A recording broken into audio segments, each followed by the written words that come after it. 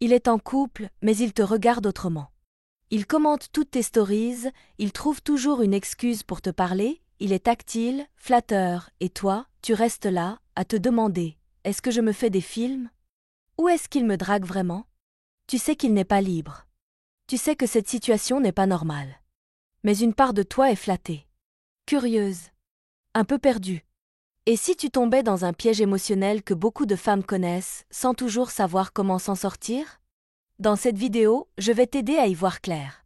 Tu vas apprendre à reconnaître les signes d'un homme en couple qui flirte, à comprendre pourquoi ce type de relation ne mène nulle part, et surtout, à adopter l'attitude la plus digne et puissante possible.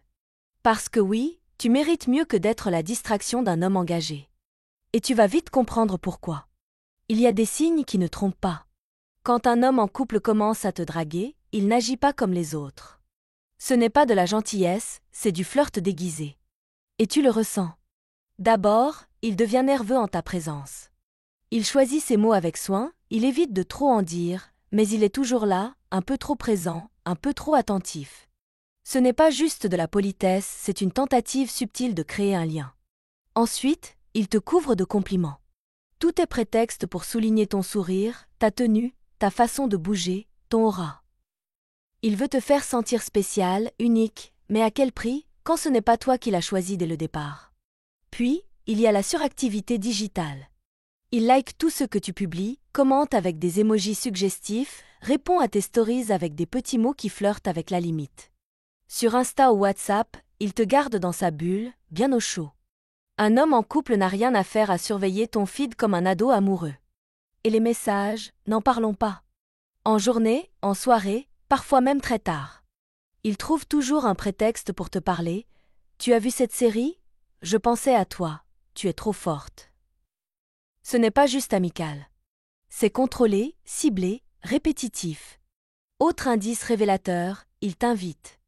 À boire un verre, à dîner, à venir à un événement pro. Il se rend disponible, trop disponible, pour quelqu'un censé déjà partager sa vie avec quelqu'un d'autre. C'est suspect. Mais le plus flagrant? Son changement de comportement quand sa partenaire est là. Il devient soudainement froid, distant, presque invisible. Comme si tu étais une collègue lambda. Et puis, une fois seul, il redevient tout doux, tout charmeur. Tu vois le paradoxe? Ces va-et-vient émotionnels doivent allumer un signal rouge. Un homme honnête ne joue pas avec ta confusion. Un homme pris, s'il était clair sur ses intentions, n'aurait pas besoin de naviguer entre deux mondes. Reconnaître ces signaux, c'est le premier pas pour te protéger. Pour ne pas devenir la distraction d'un homme en quête d'ego. Et surtout, pour te rappeler que tu mérites une relation pleine, saine, exclusive. Rien de moins. Maintenant que tu sais repérer ces signes, on va voir pourquoi il est essentiel de ne pas entrer dans cette dynamique. Tu pourrais te dire, ce n'est qu'un jeu. Il me drague un peu, ça me fait du bien. Et après tout, je ne suis pas la fautive, c'est lui qui est en couple. Mais attention, ce genre de jeu peut vite devenir un terrain miné. D'abord, parce que ce type de relation est fondé sur le non-dit. Il te flatte, il te fait rire, il t'envoie des signaux, mais il ne quitte pas sa partenaire. Et toi, tu restes dans une attente inconfortable. Tu espères peut-être quelque chose, sans savoir si lui-même est prêt à assumer ses actes. Et pendant ce temps, il garde le contrôle. Il sait qu'il peut t'avoir à moitié, sans jamais te donner tout. Il t'offre de l'attention, du mystère, parfois même de l'attention, mais jamais de vraie place. Tu n'es ni sa copine, ni une simple amie. Tu es entre les deux.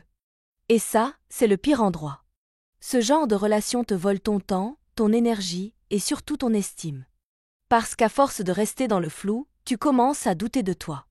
Tu remets en question tes limites. Tu acceptes des choses que tu n'aurais jamais tolérées avec un homme célibataire.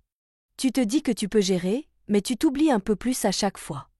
Et soyons honnêtes, si un homme est capable de trahir la confiance de sa compagne actuelle, pourquoi serait-il différent avec toi demain? Tu penses peut-être qu'il changerait pour toi. Mais s'il était si prêt à changer, il l'aurait déjà fait. Ce n'est pas toi qui le rends infidèle. Mais ce n'est pas non plus à toi d'entretenir ce comportement.